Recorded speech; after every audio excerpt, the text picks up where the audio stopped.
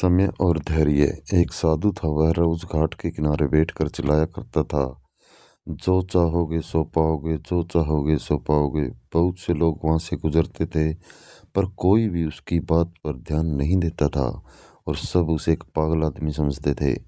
एक दिन एक युवक वहां से गुजरा और उसने उस साधु की आवाज सुनी, जो चाहोगे सो पाओगे, जो चाहोगे सो पाओगे। और आवाज सुनते ही उसके पास चला गया। उसने साधु से पूछा, महाराज, आप बोल रहे थे कि जो चाहोगे सो पाओगे, तो क्या आप मुझको वो दे सकते हो जो मैं चाहता हूँ?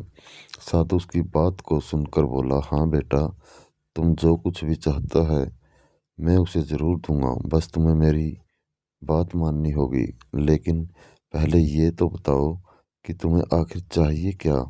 युवक बोला, मेरी एक ही ख्वाहिश है, मैं हीरों का बहुत बड़ा व्यापारी बनना चाहता हूँ। साधु बोला, कोई बात नहीं, मैं तुम्हें एक हीरा और एक मोती देता हूँ।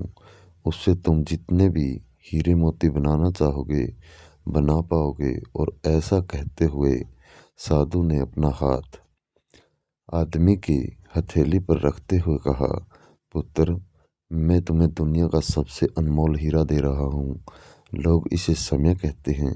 इसे तेजी से अपनी मुट्ठी में पकड़ लो और इसे कभी मत गंवाना। तुम इससे जितना चाहो उतने हीरे बना सकते हो। युवक अभी कुछ सोच ही रहा था कि साधु उसको दूसरी हथेली पकड़ते हुए बोला, पुत्र, इसे पकड़ो, यह दुनिया का सबसे कीमती मोती है। लोग इसे धैर्य कहते हैं।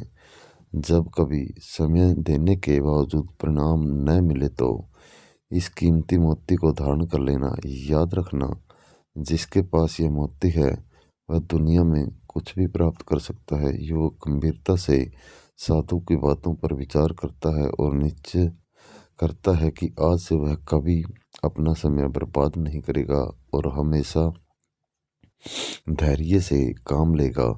और ऐसा सोचकर वह हीरों के एक बहुत बड़े व्यापारी के यहाँ काम शुरू करता है और अपने मेहनत और ईमानदारी के बल पर एक दिन खुद भी हीरों का बहुत बड़ा व्यापारी बनता है। दोस्तों, समय और धैर्य वह दो हीरे मोती हैं जिनके बल पर हम बड़े से बड़ा लक्ष्य प्राप्त कर सकते हैं।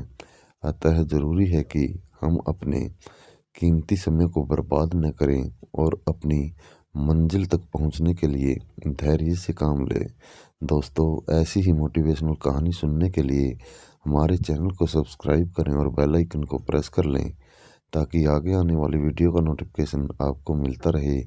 आपको यह कहानी सुनकर कैसा लगा, आप हमें ज़रूर बताएं और कहानी को लाइक करके शेयर करना न भूलें। धन्यवाद।